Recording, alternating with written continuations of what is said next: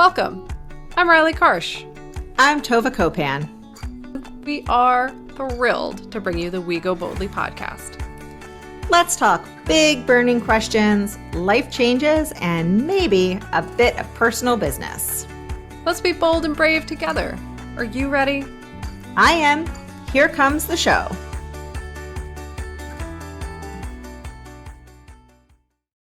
Hello, everyone, and welcome to We Go Boldly, the podcast. I am Rielly Karsh, and I am here with my fantastical co-host, Tovah Copan. We have a great episode for you today. It's going to be a lot of fun, a very interesting conversation, I suspect, is coming your way. Not that I'm biased, but I am. Anyway, let me first welcome Tovah to the show, as I always do, and see how she's doing, and then we will dive right in. So, Tovah, what's happening today? How are you on this beautiful spring, delightful day? Yeah, I'm feeling the spring vibes. I may have gone a little over the top with my spring decorating, and I'm very excited about it. I know I took lots of pictures. I'll be throwing that up on the gram soon. But the spring sports are not quite in full swing, but even at like half swing, I'm like, whoa, this is a lot. Yeah. There's a lot that's going to be happening over the next like 10 to 12 weeks. But, I got my town hat, my spirit hat. I'm ready to go. Forgot about the suntan lotion of it all yesterday. So, my sweet little redhead was like, do I have a mark on my neck? And I was like, yes, you have a sunburn on your neck. Sunburn there, buddy.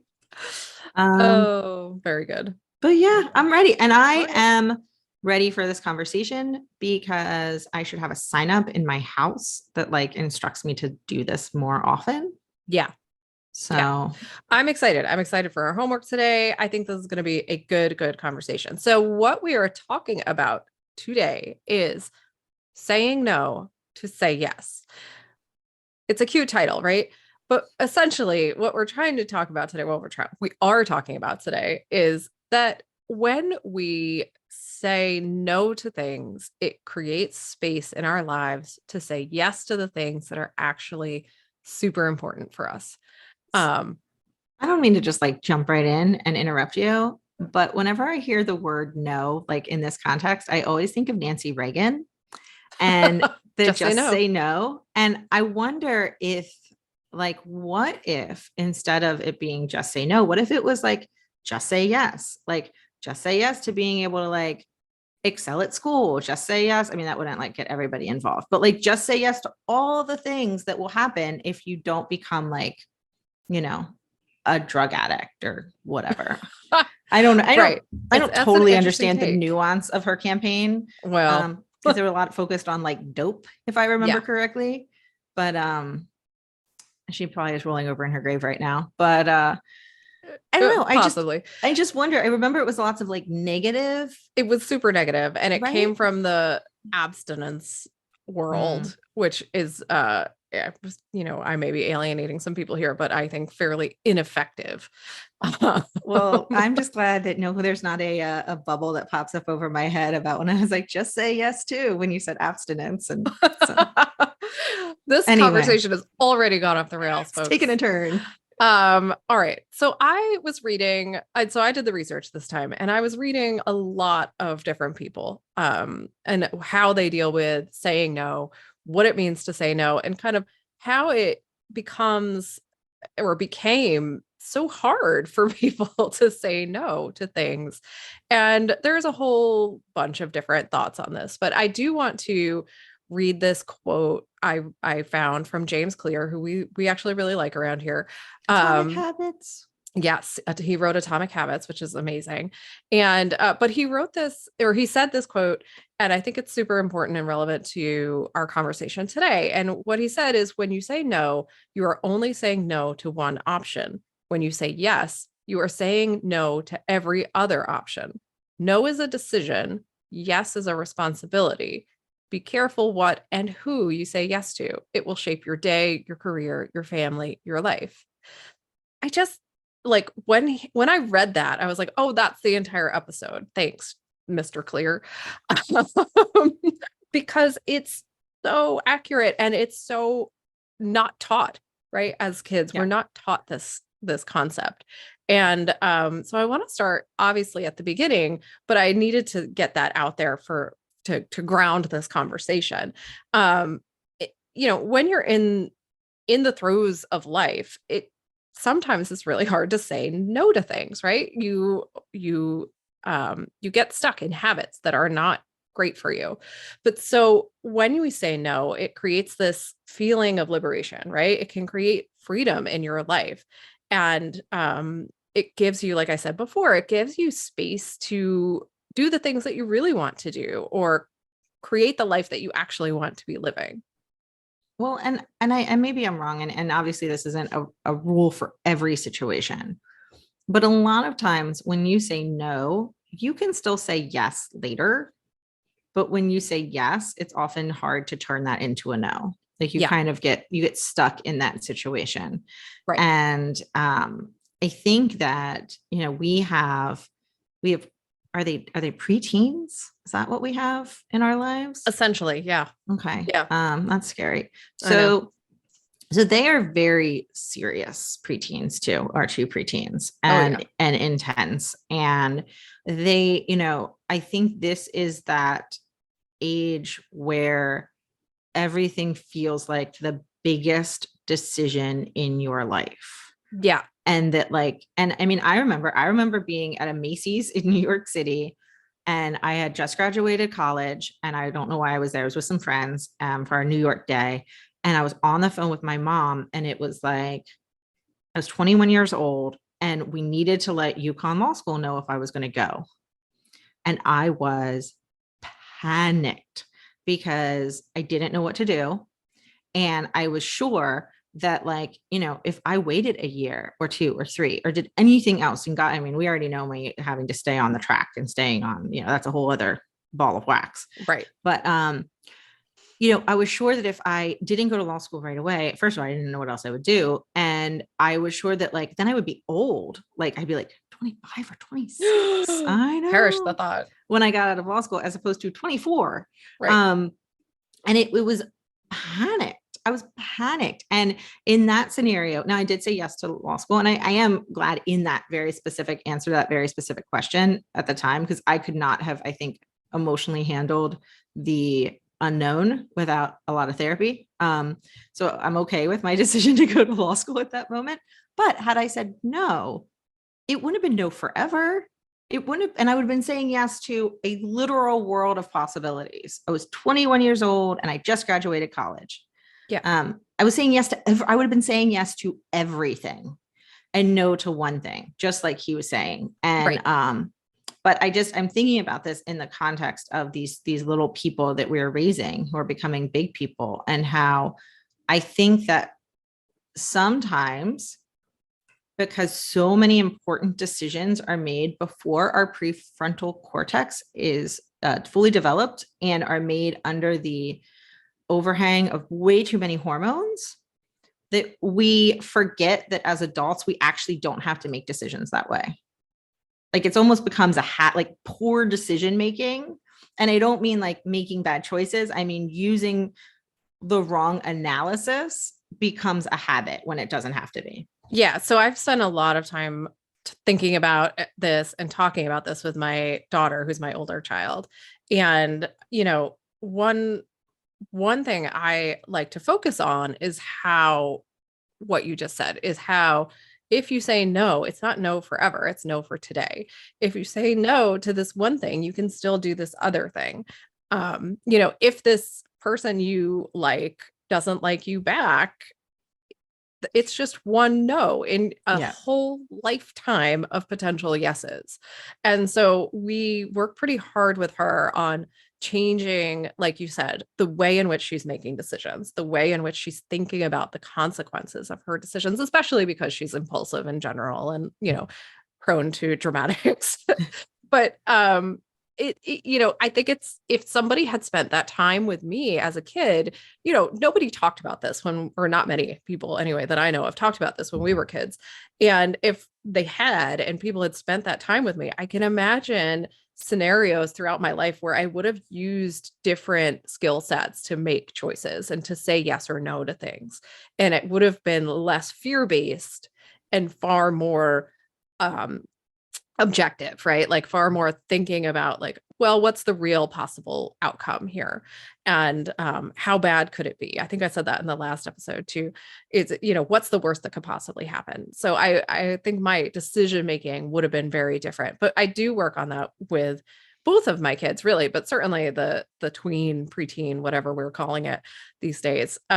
Because everything seems like urgent and the biggest deal that's ever happened, and it's going to last forever, and it's so dramatic. Well, and I remember those feelings at that age, right? I was going to say, I just want to be very clear in case you're like riding in the car with somebody who is that age and you're listening to us talk about it. It is very, very real. We both recognize that feeling of, oh my God, this is it. This is everything. Those feelings of every day being like, I don't know. I remember in ninth grade or something, I could look back at every weekend for like an entire year and tell you exactly what I did that weekend, because every weekend felt like so momentous. So I am not diminishing that experience. I think that experience is real and it is what it is. We all, but it doesn't have to be how you make decisions then, like how we're trying to raise our kids, maybe to not make those decisions that way. And it certainly doesn't have to be how we make decisions now. And I think, and I know we're talking about, we're focused on us saying no more, but I think it is helpful to remember that what you just said is if somebody else says no to us, it's still just one no. Right. And it helps put no's into perspective when you think about that. Like I didn't get into every college I applied to, and I didn't say, oh, I can't go to college now that Yale didn't let me in. Right. And so our no's are equally as like powerful and not as powerful, right? Like as somebody else's. Yeah, I like to think of no as a boundary, right? Like it's another way of setting a boundary in your life. And as we've spent, I don't know how many episodes talking about boundaries, it's one of the easiest ways to set boundaries is to say no, right? Because it's just an automatic no, and this is my boundary, and you don't have to necessarily explain it. And I want to talk about that a little more in depth.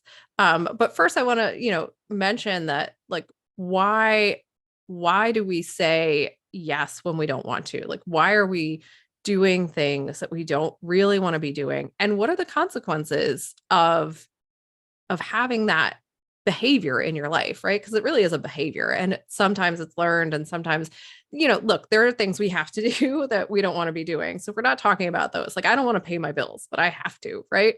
Like that's not something I can say no to. Like, no, sorry, electric company, I'm not paying you today.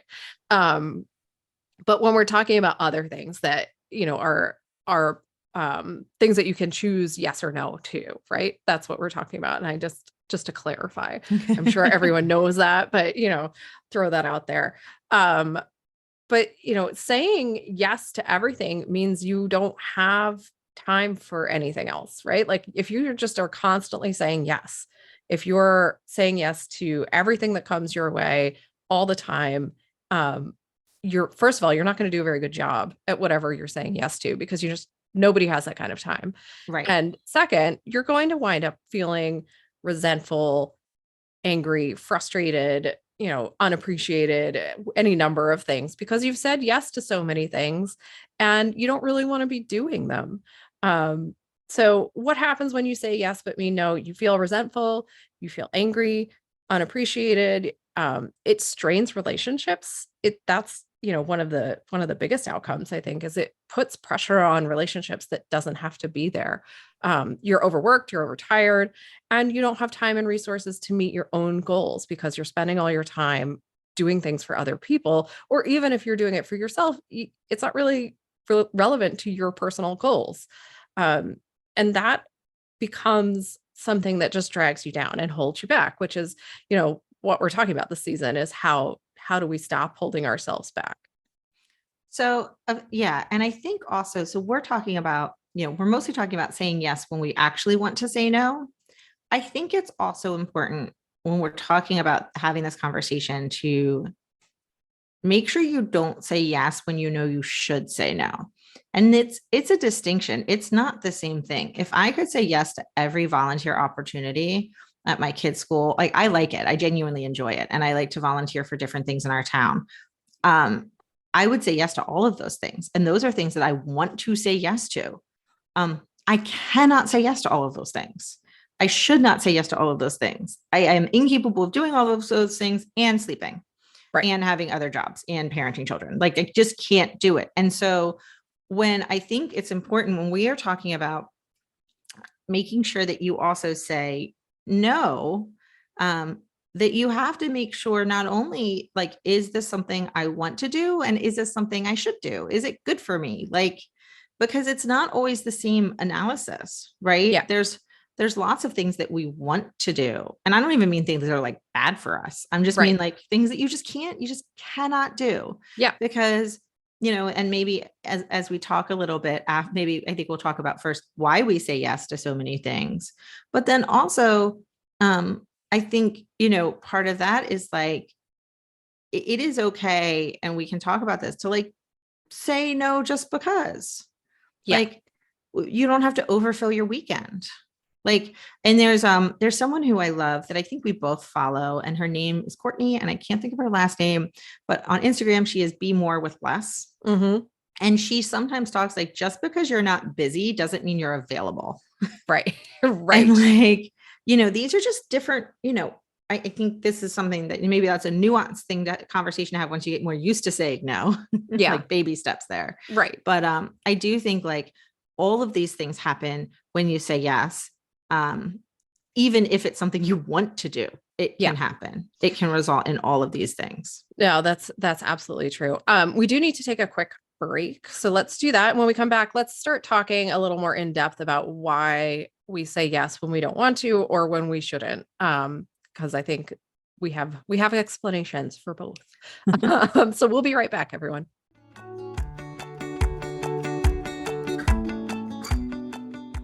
Tovah here. I'll admit, when I think of a coach, I immediately think knee-high socks, whistles, and clipboards. Is it because I love Ted Lasso? Maybe. I mean, I think it's a good look for you, if I'm being honest. Thanks, I think. Anyway, that's not the kind of coaching we want to talk to you all about. True. We are talking about life and transition coaching, though I do still love a clipboard and a tube sock.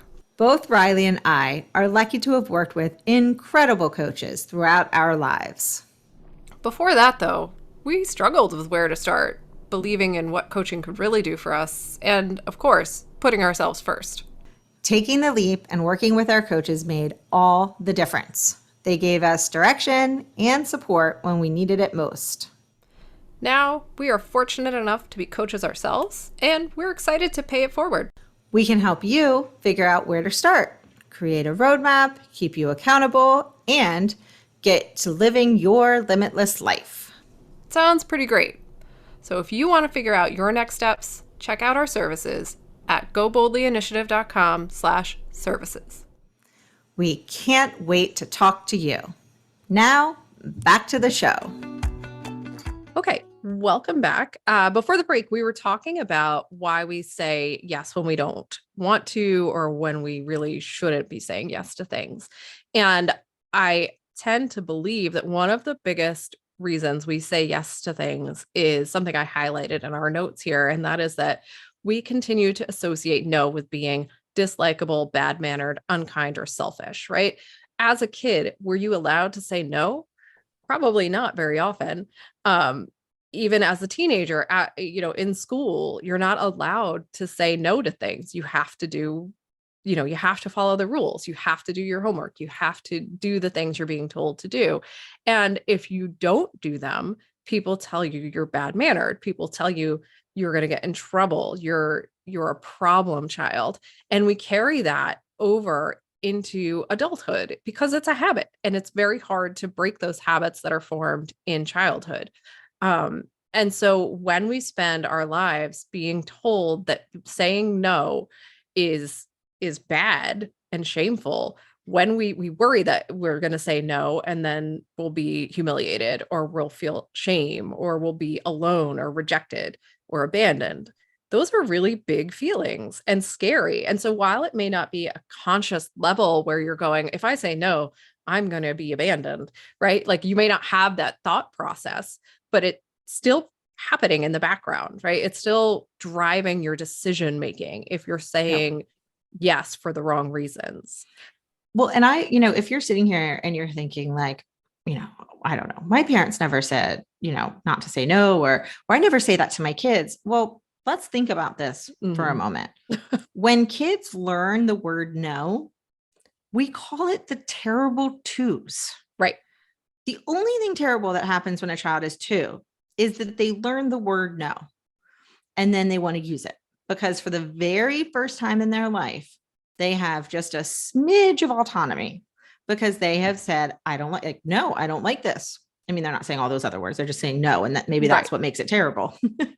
But there's no, but like the very first time a kid, kids start saying no, we've named the year and we're like, it's terrible. It's terrible. Those kids saying no, they used to say yes.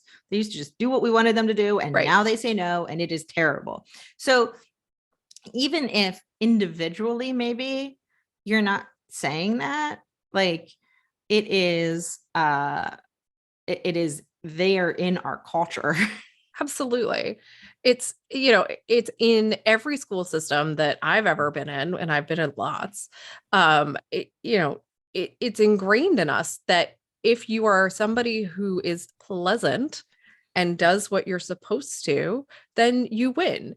If you're bucking the system and saying no and not fitting the mold, then you lose, right? Like it's very black and white in our upbringing, but it's not black and white in real life. Sometimes it's really important to say no. Sometimes it's important to argue about the rules that the school puts in place because they're terrible rules. Sometimes we need to stand up and say no to things, and that doesn't make us selfish or bad or ill-mannered. It makes us human. And it's very frustrating at raising a kid to know that and be able to actually follow through on it, because all I want to do is be like no and just do what I said because I said it. But that will not raise competent adults at this point. They need to learn how to say no and have some autonomy and be able to make decisions based on all the things that I'm teaching them, right? But the other things I do want to mention, I think, when you, and they all kind of stem from this, in my opinion.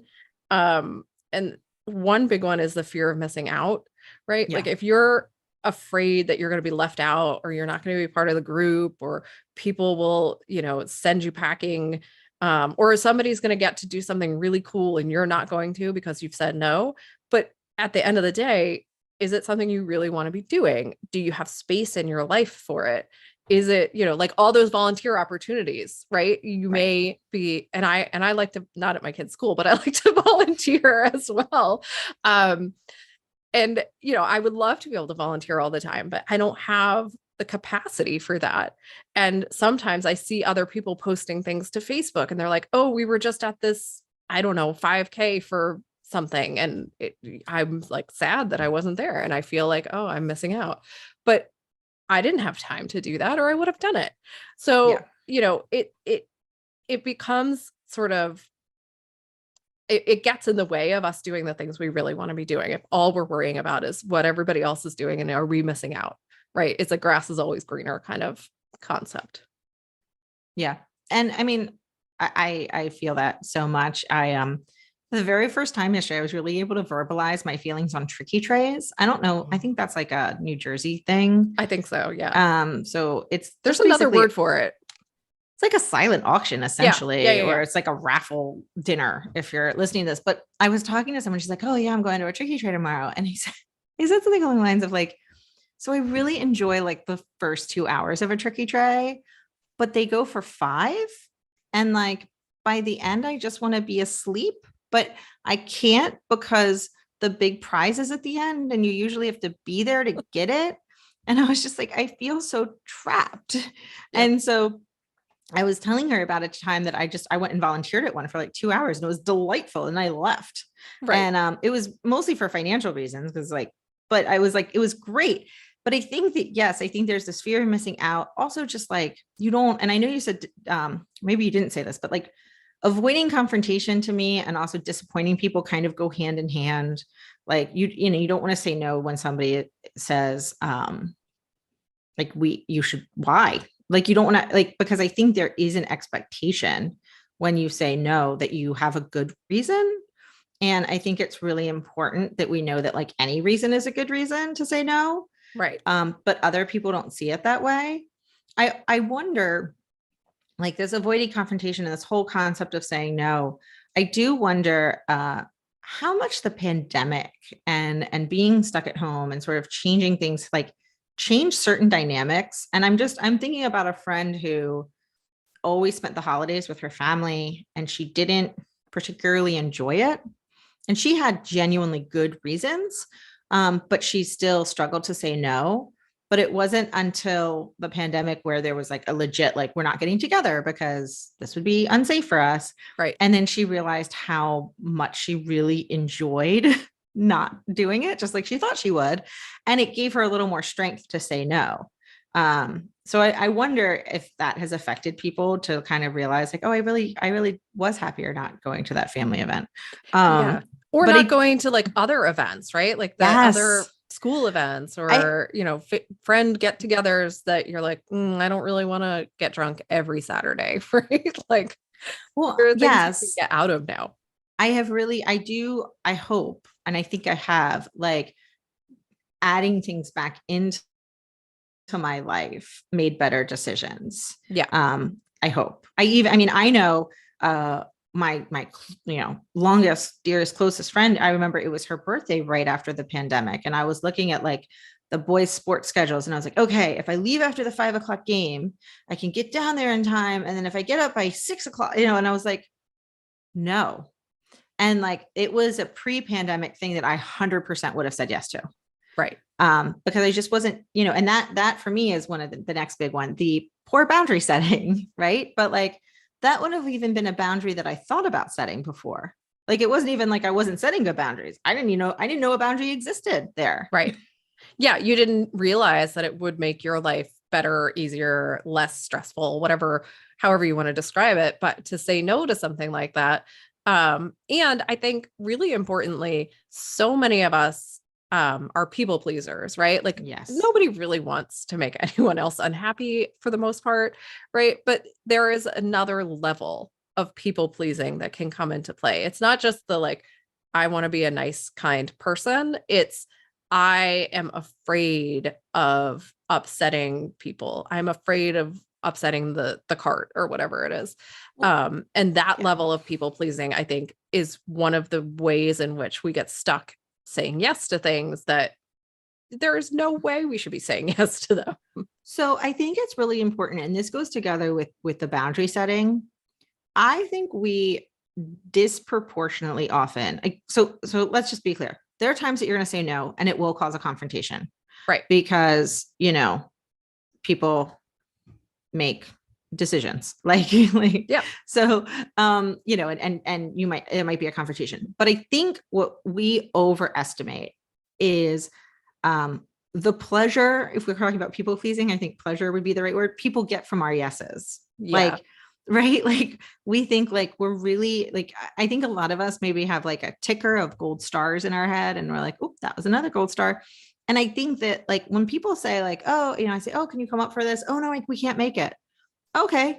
Like, I'm okay. I mean, like I might miss them. And I say, well, we really should schedule a time that we can all get together. Like if that doesn't work. Okay, great. But like when somebody says no to me, I might be disappointed because I enjoy spending time with them, but I'm not like, oh, well, they're they're confrontational. Like, and I think when we say no, we feel like we've failed somehow because we can't do it all, or we failed because we didn't please them. And I just think when it's the other way around, it's just not nearly the same. Like, right. I don't know if I'm saying it well, but I think we maybe over exaggerate the amount of pleasure we give to somebody when we say yes. Yeah. Well, and I think a lot of us assume that people are keeping track, right? Like people are keeping score. And for the most part, that's just not the case. Like, one, who has time to do that? And two, if you are keeping score, how valuable is that friendship anyway? Right. Like, if it has to be like tit for tat, then it's not really a great friendship to begin with, or relationship, or whatever it is. You know, we always have those friends who like, or those people in our lives who ask for too much, right? And don't give anything back. Again, not a great relationship, not something. Maybe look at your priorities and say, is this relationship worth salvaging? And here's a great place to set a boundary. Like, have a conversation. Like, I always come to you and it's an hour-long drive and you never come to me. This is a problematic relationship, right? But you're a grown up. And I mean, if you're listening to us, probably you can have a conversation about this and say, this is how I'm feeling. I'm setting a boundary. You know, I talk a lot with my kids about like consent, right? Like, as young humans, I was going to say boys, but it doesn't matter. As young humans, we talk a lot about consent and just being allowed to like have autonomy over your body. And we've talked about how, and I've talked with my older son, because these just require like many conversations over and over and over again, that like, if you know, are in a physical relationship with somebody, just because they said yes once doesn't count as yes all the time. Right. Or just because they're saying yes as you're checking along and then they say no. And so what I want to mention about that, like your example, because it popped a personal example in my head about that car ride situation. Yeah. You know, I had some friends, my husband and I had some friends that we were always the ones that drove because they had a young child. Like, it just made sense that we drove to them. And that was easy for us. And then when we then had young children and we needed to like draw the boundary. Now, it turned out in that case that they did not then come to us, but they also had other kids. So, you know, who knows? But my point of all this is you can say no at any time. Like, you can say, this used to work for me, where actually it's never worked for me, but I just didn't realize it. Right. So, but maybe it's easier for you to say, you know, this used to work for me, but now it's not. And I need to change it. And so just like consent, where you can say yes, yes, yes. And then if someone says no, then no is just as valid as if you said it at the very beginning. Right. And I just, I think that's really, really important. And I'm just looking at this list because I know you, in your notes, you highlighted, we continue to associate no with being dislikable, bad-mannered, unkind, or selfish. Right. And to highlight what I said before is I do associate no with that, but only for me. Yeah. If anybody else says no, I just think they set good boundaries and I really appreciate it. Well, and that's part of our conditioning, like we started out talking about. That's how we're raised, especially as women, right? We're supposed to be pleasant. We're supposed to be, agreeable. We're supposed to be just go with the flow type humans. And, that's all fine and good, but that still doesn't mean you can't say no. I mean, you can be nice, you can be pleasant, you can be agreeable and still say no. So we need to take a quick break. Yep. So let's do that. And then Tovah, you can chime in with, I think you were about to say something and I cut you off. I'm sorry. That's okay. But let's take a quick break and we'll be right back.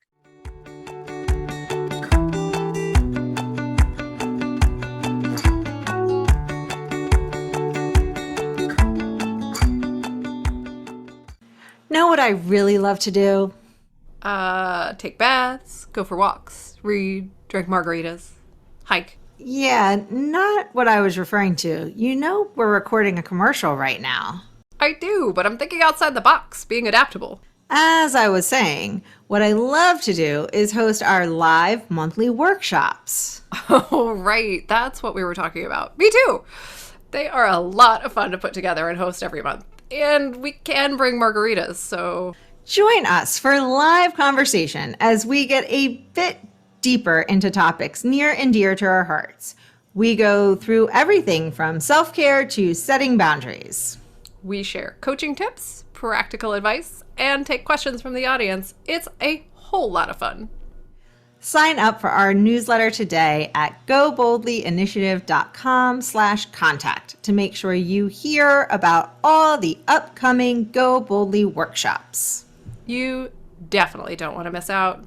Now, back to that show. So welcome back.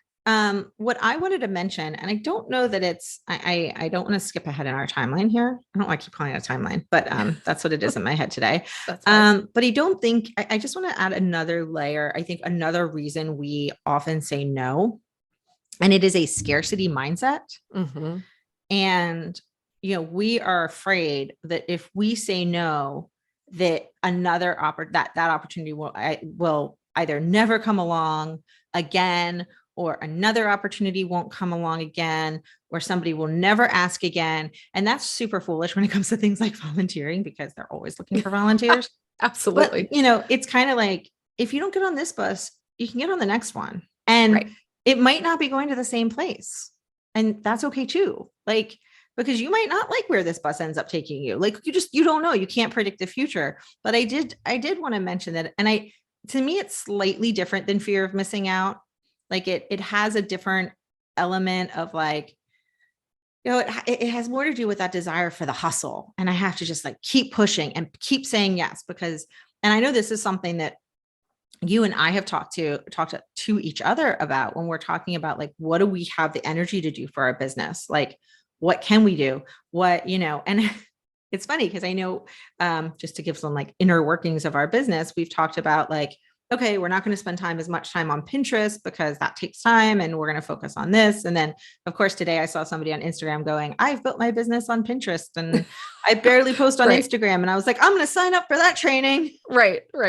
Which I still will probably take the 5-minute training because she said it's only a 6-minute video. But I think that there is this big scarcity aspect to it as well. That like, if I miss that opportunity, then another one might not come. And I think that we hear the stories. I love reading memoirs. Mm-hmm. And, right now I'm listening to Dave Grohl's memoir, which is so good. And now my poor kids are listening to the Foo Fighters and Nirvana all the time. I think that's pretty good. I mean, yeah, although my 7-year-old was like off and like walked away the other day, but it's because he wants to listen to the Beastie Boys. But either way, I know, kills me. But like, you listen to some of these memoirs and it's like, it comes down to like, on one hand, it comes down to one shot. I'm thinking about like Viola Davis's memoir, and it comes down to like that one person who saw her. But like, let's be honest, like Dave Grohl's Dave Grohl. Like, he had one drum lesson and then just like taught himself literally using pillows. Like, the man was going to be a star. And maybe he was going to be a different star, and maybe he wasn't going to be in Nirvana, and maybe he wouldn't, like, but he was going to be a star. And Viola Davis was in a graduate acting program at Juilliard. If she said no to one person, yes, it made her career, but also like somebody else probably would have come along. Like, and that's, that, and now she does talk a lot about in the book how there's a lot of luck to it, but that doesn't mean that had she said no, that something else magical wouldn't have happened in her life. So I just think that like, even these stars or these memoirs we read where it's like that one thing made them. No, we all know people in our life who are successful at whatever they do. And it is partly just because we probably don't hear about the things they fail at, but they're willing to fail and they just keep working. Right. And so, I do think that a lot of times we are afraid to say no because we are afraid that's our only chance. And I just think it's so important to know that it's not. It's not your only chance. And we haven't talked a lot about like the woo of it all, but I do think that the universe puts things there. And if you say no to everything in your whole life, at some point the universe is going to be like, I'm going to find somebody who's a little more open. Like, if you say to the universe, like, no, this is not right for me, the universe will be like, cool, noted. I'll be back with something else. And that's okay. Yeah, this is also one of those things where it becomes super important that you are tuned into your inner voice.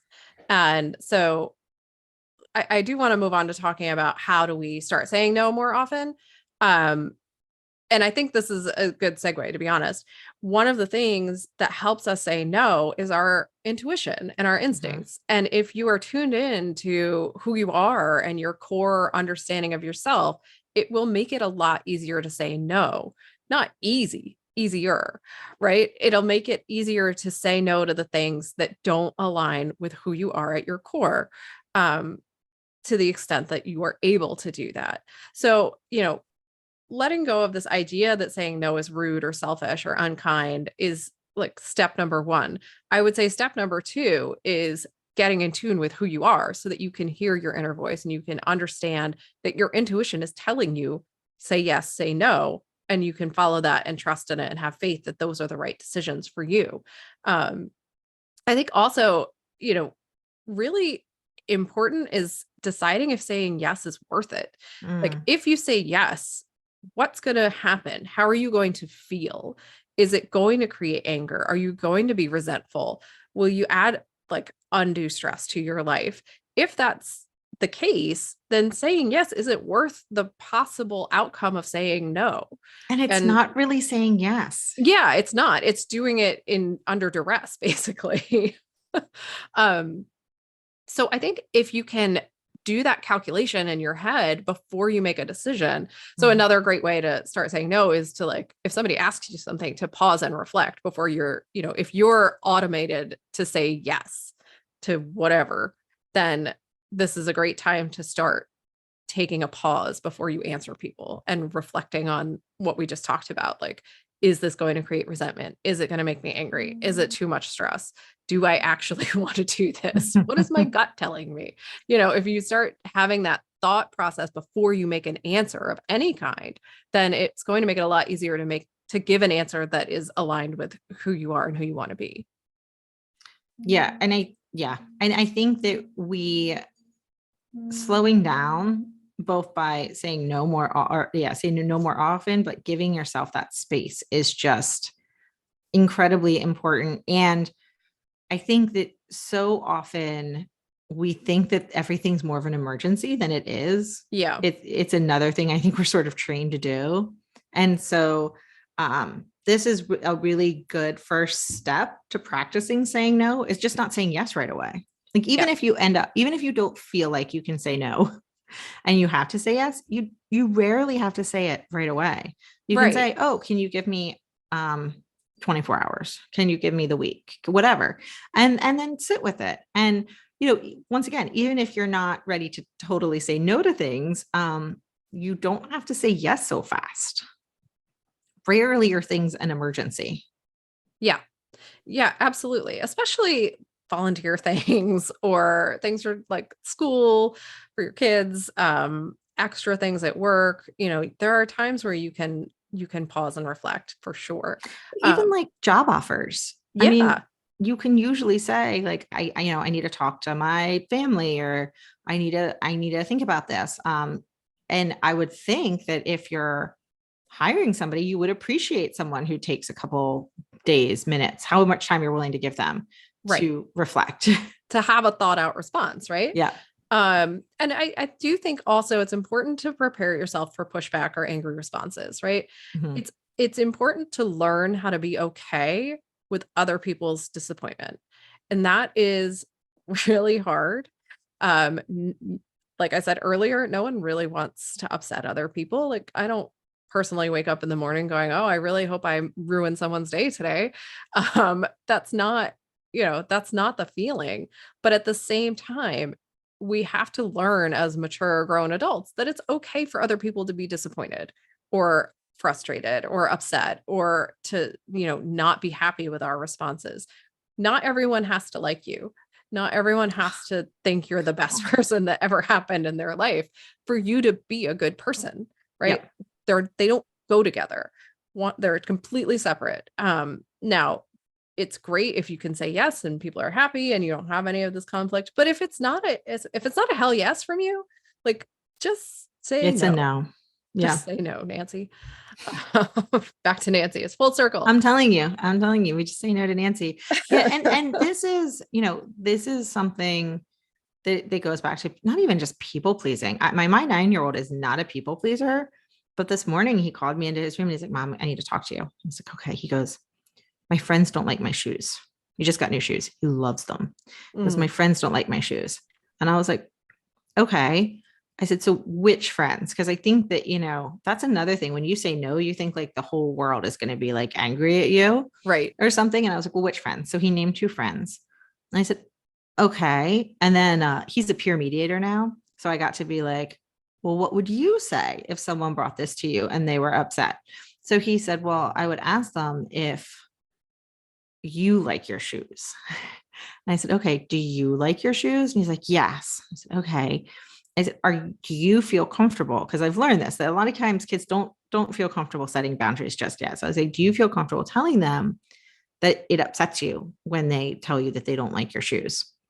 And he goes, no.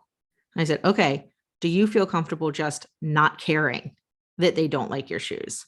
And that is where we landed. Right. And so I think that is where we have to land sometimes when we say no, that you feel comfortable not caring if it upsets somebody. Like, you're not intentionally hurting someone's feelings by saying no. Right. You're saying no because you need to set a boundary for yourself. And boundaries are about you. It's not about them. And so I think that you do have to be comfortable, like, disappointing people sometimes. Yeah. Yes. It's a part of life, and we're trained not to be okay with it. But I think the more okay with that you can become, the easier it is to make decisions based on what's right for you versus what's right for everyone else around you. Not that can't come into play. I don't mean to sound like it doesn't matter what anyone else thinks ever. Of course it does. But the primary person in the conversation is you and what is right for you. And the secondary thing is everyone else. And we are not programmed to think that way, especially as women. So, how do we and when do we decide to say yes or no? I think we talked about a little bit of this before, but I'll just run through this list that I have. The first thing is assessing the ask, right? Get specific details. So many requests are unclear. What is actually being asked of you, right? If it's a volunteer thing, is it just to send in cookies for a bake sale? Or is it to stand at the bake sale booth for 6 hours, right? Like, what's the actual ask and what's the timeline? What do they really need from you? What's the long-term commitment? How is it flexible? Ask for details. And it's also a great way to pause and reflect, right? To, like, if you're worried about saying no right away, it's a great way to slow down the process. I do think giving a well-reasoned no within limits is also important. I think it's more important, though, for us than it is for the person asking. Yes. So if you can look into why your urge is to say no, it will help you say no. If your urge to say no comes from something objective inside of you, then you can much more easily say no. So again, it's a nice way to pause and reflect. And you stop, you think about, well, why am I feeling like saying no to this? And you're like, oh, because I've got 6 doctor's appointments in the next 3 weeks and I can't possibly drive this person to the airport at that time, because I would have to rearrange my whole schedule, right? That's all logical. It makes sense. There's no maliciousness in it. It's just part of your life. And so it will help you say no to other people. And it's not that you have to give excuses. It's that you have to explain to yourself why this makes sense. Now, I want to caveat that with sometimes we just say no and there's no logical reason for it. We just don't want to do something. And that is also okay. That also is a logical reason. Right. Like, I don't want to do something is a logical reason. I don't want to do something because I want to do nothing is okay. Yep. Like, whatever it is. I do think that, like you said, having a well-reasoned no is more helpful for you. Yeah. You don't owe somebody an explanation. Right. Where did we leave off here? So, well, one of my favorites is where we left off, and that is every good no makes room for a better yes. And I don't know who wrote that. It's in my research, and I wish I had the quote for it. I'm sorry, whoever said that. I've stolen it from you. But, when we say no, and Tova, you were talking about this earlier, when we say no, it's not no forever to everything all the time. And there's never going to be another opportunity in the history of opportunities, right? It's no today. Well, that feels kind of final what you just said, but But it's no today. And then, another opportunity is going to come along and it's probably the better opportunity for you, right? It's not all or nothing, and we have such an all or nothing society that it becomes hard to recognize that we don't have to have a scarcity mindset. We don't have to think that way. And so it creates the space for this better yes that will happen, and it'll be better for you and it'll be better for the person or people you're saying yes to, because you'll be more invested. yes, 100%.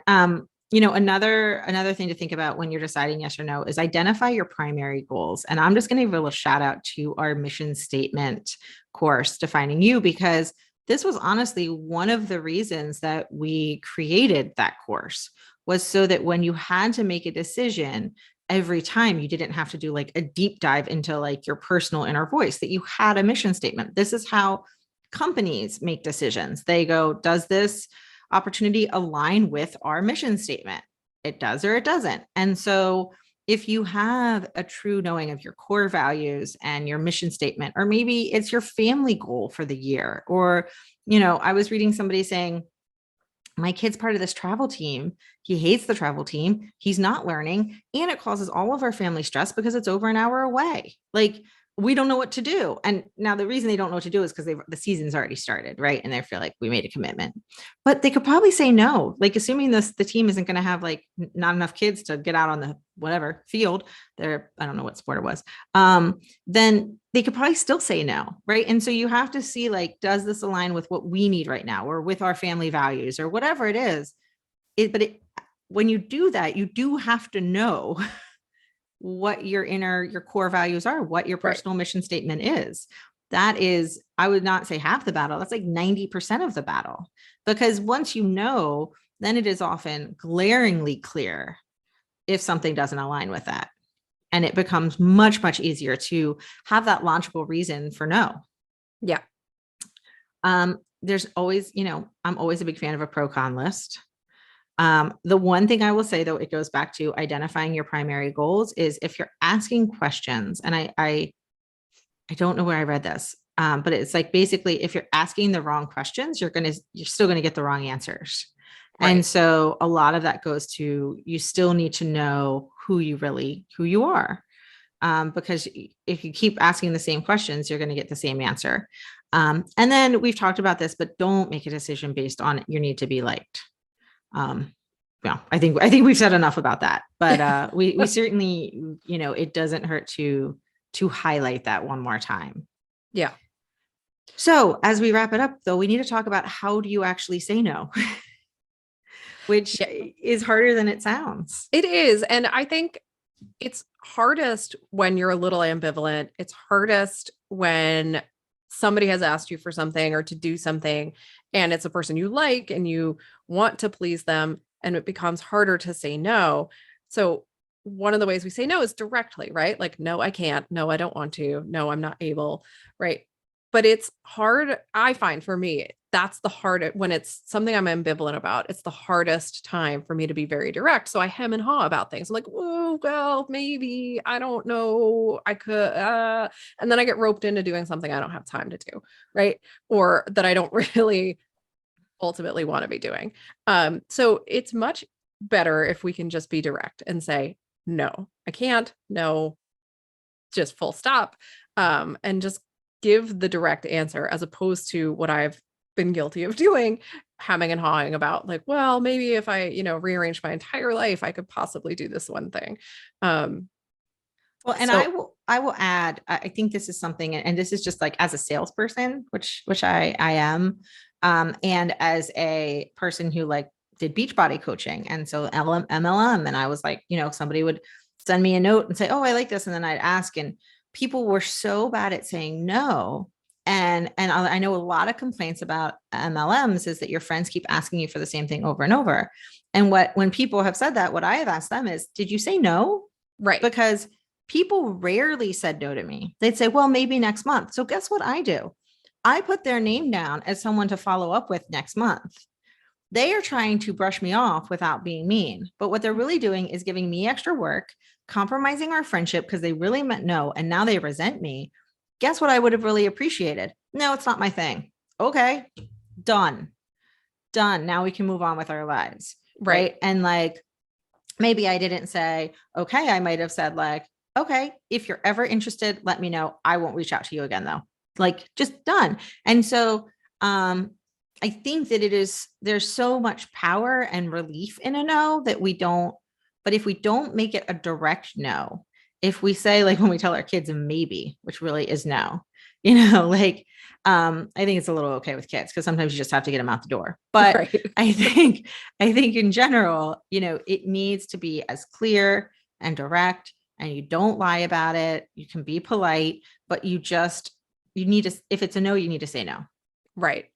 And you don't need to apologize and give like 8 million reasons why you're saying no. And this goes back to our earlier be logical about why you're saying no. But that be logical, again, is for you, not for the other person. So for the other person, you don't need to be like, no, and I'm so sorry. I can't believe I'm saying no to this. Right. Like, I mean, maybe you do, but you don't have to do that. You don't have to apologize for setting a boundary. It's not required. Well, also, there's another layer. When you say no to something and you say it in that way, then sometimes the person who is asking you feels like they almost have to make you, well, maybe it's the people pleaser in me, but then I feel like I asked you for something, you said no, totally fine. We can handle it. But I feel like, I'm so sorry. I really wish I could do it. Blah, blah, blah, blah, blah. Now I'm like trying to make you feel better for saying no. Like you're asking me to like console you to make it okay. Right. Yeah. And it's like, it's okay. But I don't need to spend time like making you feel better that it's okay. It's just, it is okay. Right. So yeah, just say no, man. Nancy has your back. Nancy has your back, apparently. And a couple other things real quick. Practice saying no. Just imagine it in your head, and practice it. Or if you have a close friend, like, if it's Tovah and myself, we can practice saying no. She can ask me, do I want to go mountain climbing? And I can say, no, I don't want to do that as our new thing. There's all kinds of, I'm joking, but I'm not, right? Like you can practice these She's things. like, Tovah, do not ask me to go mountain climbing. Yeah, no, don't ask me to go mountain climbing.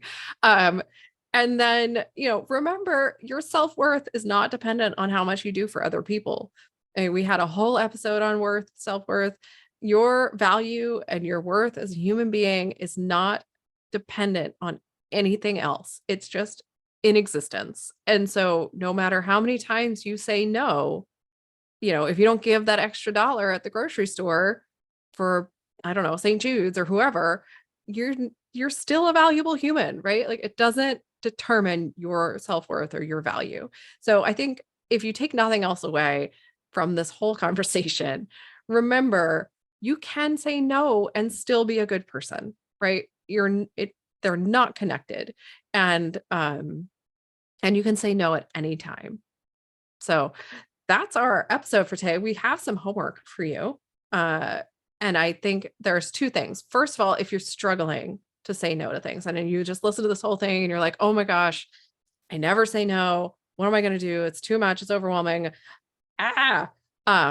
Join our women's circle. It's a great place, one, to find somebody to practice saying no with, and two, to have the kind of support from other like-minded people that we all need in order to practice these things and to get better at them.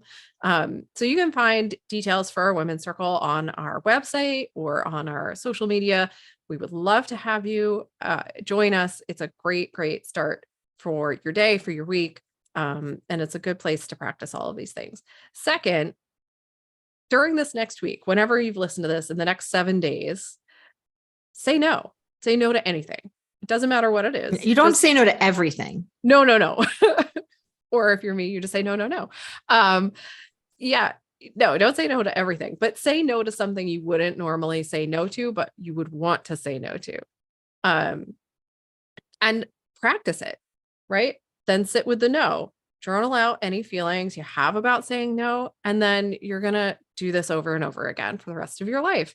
I like to make it sound totally possible. No, you will, but it's practice. And so just try one thing, commit to doing one no for the week and see how it feels. And if it's good, if it's bad, if it's neutral, let us know. Reach out to us on social media, email us, whatever you'd like to do. We want to hear how it's going for you. So that is our episode for the week. We will be back next week with more about how you can unlock what's holding you back.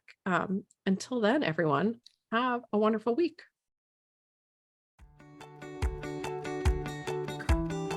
Thanks so much for listening to We Go Boldly podcast. We know you're busy and we love spending time with you. If you enjoyed this week's episode, let us know. Head to Apple Podcasts right now to rate and review our show. While you're there, be sure to click that subscribe button. Want more us time? Follow us on all the socials at Go Boldly Together. Want even more us time? As in all the coaching pizzazz. Find us at goboldlyinitiative.com for all the info. We will be back with more excitement, research, and deep thoughts next week. Until then, keep on being the bold, brave, amazing people we know you already are.